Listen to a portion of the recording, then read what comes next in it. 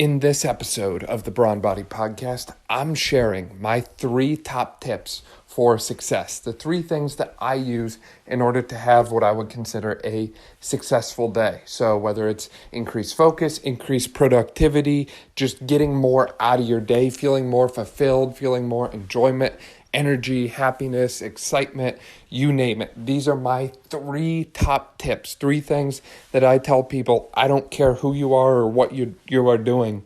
You need to do these 3 things. So I'll be sharing those. But before we get to that, I want to give you a quick word from our sponsor.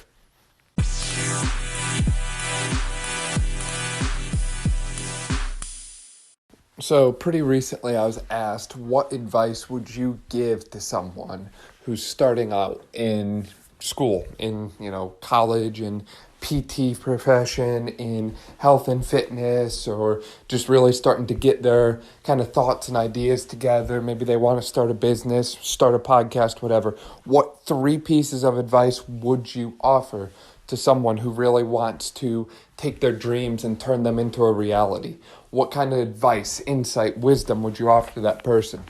And I had to think about this for quite a bit, and I wanted to kind of share what my answer ended up being with all of you, because I think that it's important to take time, not just with guests and all these amazing people that I've been very fortunate to have on the podcast, but to also kind of share with you what's been going on in my own head and kind of where I've been at over, the course of time here, because my own kind of approach to life evolves constantly. I'm always kind of looking for the new edge and looking for a new biohack or new kind of piece to my daily routine.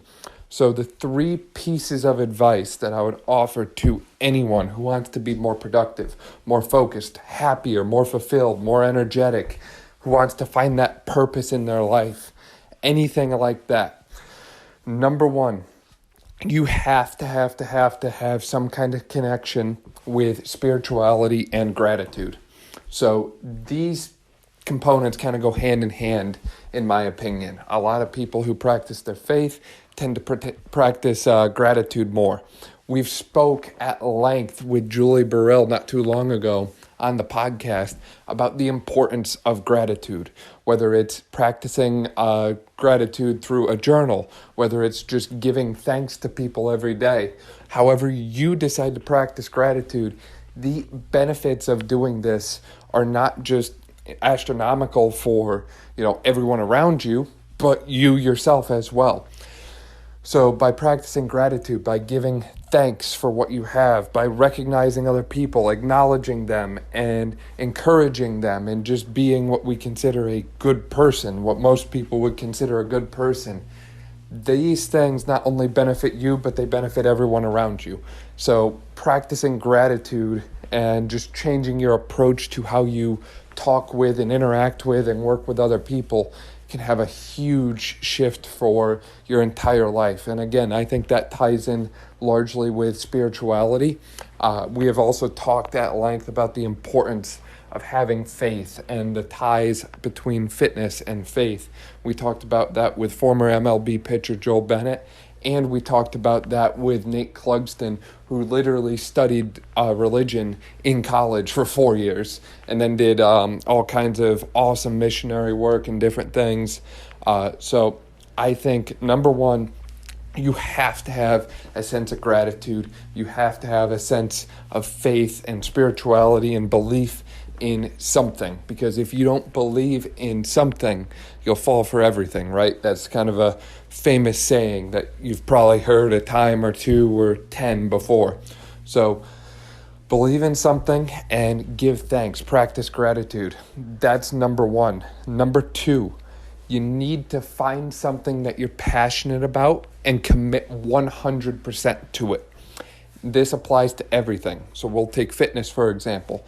If you want to commit to fitness, there's a lot of different ways people stay in shape and people stay fit. Some people like to run. Some people like to bike. Some people like to lift weights. Some people like to walk. Some people like to do all of those things. Some people like to swim. Some people like to just stick with sports. Some people, again, do it all. There is no right or wrong answer. I use all these different metaphors and expressions, whatever floats your boat, whatever rattles your cage, whatever shakes and bakes you, whatever waves your flag, whatever, term you want to use. And I'm sure some of those were kind of bad, I'll admit to that. But you need to find the thing that gets you up every day, the thing that makes you excited, the thing that says, this is the good life. This is what I want out of my life. This is what makes me feel fulfilled. This is what I enjoy doing. I can wake up and do this every single day. It's not work for me. It's my life. This is who I am. This is what I do. And for a lot of people, they get stuck in these kind of dead-end ruts. And that's true with school, that's true with athletes, that's true with people in the workplace, right? So if you're doing something and you don't enjoy it, you need to switch up the mainframe. You need to switch it up if you want a different result, because that shock to the system can sometimes be the thing you're missing. And if that doesn't do it for you, then you need to consider, in my opinion, switching to something that does, to use my own term there, that waves your flag a little bit more. So with that said, I know that's difficult for people, right? So maybe they're in the gym and they're working out. They've been doing the same routine for a long time, seeing great results, and then they hit that plateau. And then they keep pushing, and it's still not going anywhere. So now you go with that shock, right? Switch up the mainframe, shock the system, start with an earthquake, see what happens when you do that. If that doesn't work, then it's time to just totally flip the switch, change the system completely. Because obviously if you changed it up a little bit and you're not getting there, you're not getting where you want to be, mentally that's exhausting, right? You hate putting time and effort and energy into something and not having anything to show for it. So change it up entirely.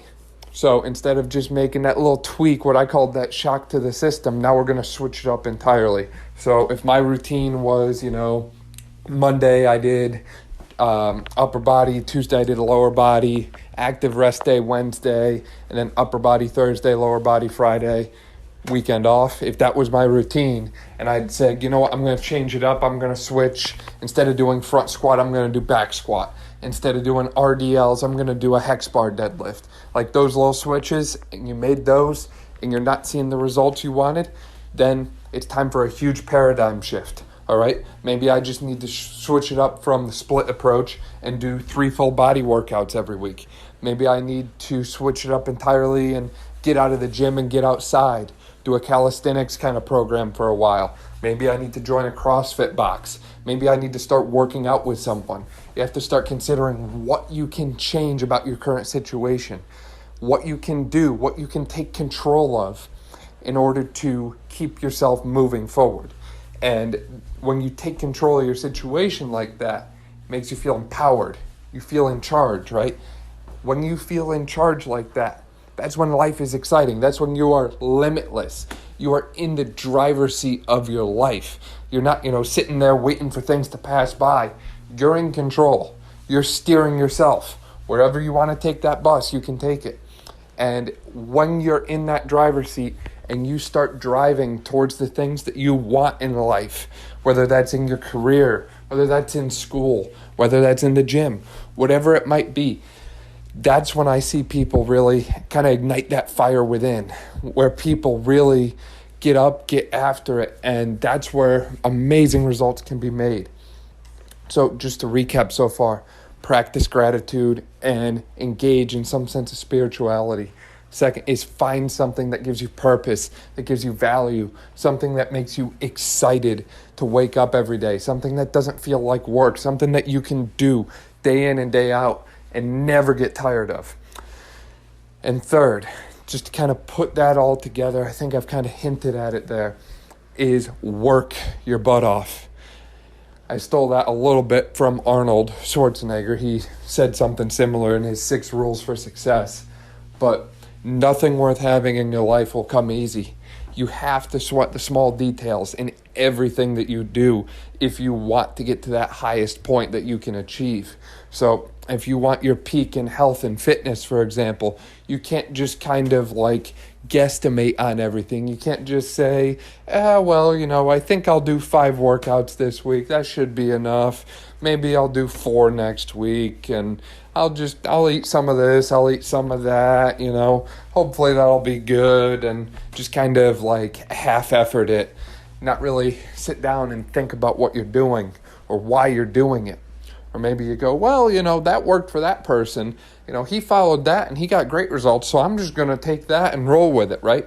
That's not how it works. If you want to go to the max, if you want to get the max out of yourself and out of life, you have to push yourself to the max. You have to push yourself to the breaking point. You have to do things you've never done before. You have to break through your current comfort zones. I'll give you an example of this with physical therapy tie-in. So part of what I do a lot of in physical therapy is manual therapy. I do a ton of hands-on stuff. When I do manual therapy, I do a lot of joint mobilization and manipulation. I guess in Pennsylvania, we call it high velocity, low amplitude thrust, grade 5 mobilization. So I do a lot of that stuff. And basically, I'm targeting, for the most part, joint capsules. So the kind of capsule around your joint. When it gets tight and irritated and unhappy, it restricts your movement in multiple different planes, whether it's your hip, your shoulder, your knee, whatever. So when we mobilize that capsule, all of a sudden it gets easier to move, right? So it's something targeted, but I have to physically work at it in order for someone else to gain that movement.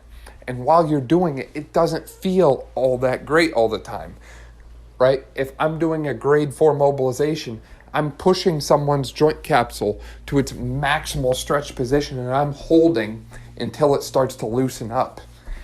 That doesn't sound too fun, does it? Same thing is true with prolonged stretching, right? So if anyone's familiar with Pavel, prolonged stretching is his key to improving flexibility. And everyone's got different approaches, but his thought is it's not good enough to just stretch. You have to hold the stretch as long as you can to get those tissues to relax. How many people hold stretches as long as they can every single time? How many people do you see sitting in something like a split position for 5 minutes, 6 minutes, 7 minutes, right? No one does that. Everyone taps out after 20, 30 seconds for the most part. They're like, that's good enough. That's good enough. Got the minimum effective dose, right? But again, if you want to be the best, you have to work hard. You have to work harder. We've talked about this, again, tying back in with that podcast with Julie. I think we've really hit the nail on the head there with that one, with how that ties into mental health too. Some people anymore look at their mental health as, I need time to go on Netflix, or I need to eat this or do that or whatever. And it's not to say those things are not important. You need to have balance in your life. But a lot of times that scale gets tipped too far in the wrong way. And I've found personally that for me, life is easier when I'm all into something. It's easier to follow a dietary approach or a nutrition approach when I don't cheat on it at all. It's easier to be fit and active when I wake up and my day starts everything the same. I wake up, I drink water, I go to the gym every single day. It's just so much easier to be all in. And that requires work, that requires sacrifice, that requires effort and discipline and all these things that so many people struggle with. But if you can do those things well, if you can stay consistent about the small things, if you practice gratitude and give thanks, if you find something that makes you want to get up every day and work, and you work hard at it, you will succeed in whatever that thing is you're doing. Whether it's business, whether it's life, whether it's school, whether it's fitness, whatever you're doing. If you find something you like, you work hard at it, and you give thanks because of that thing, you have the 3 keys that I consider anyone will need to hold in order to be successful. To kind of give you a Marvel reference, since I'm big on the metaphors, as you know, you have 3 of the Infinity Stones, but those are the only 3 you need to be successful. You take those and you can do whatever you want with them. So with that, thank you as always for listening to this episode of the Brawn Body Podcast. Thank you so much for all the support that you have given to us over the last year and a half. It's crazy to think how far we've come since we started the show. If you like our podcast, please subscribe, follow us on social media at Brawn Body, and share this episode with a friend that you think would benefit from hearing it. Thanks, and we'll see you on Wednesday.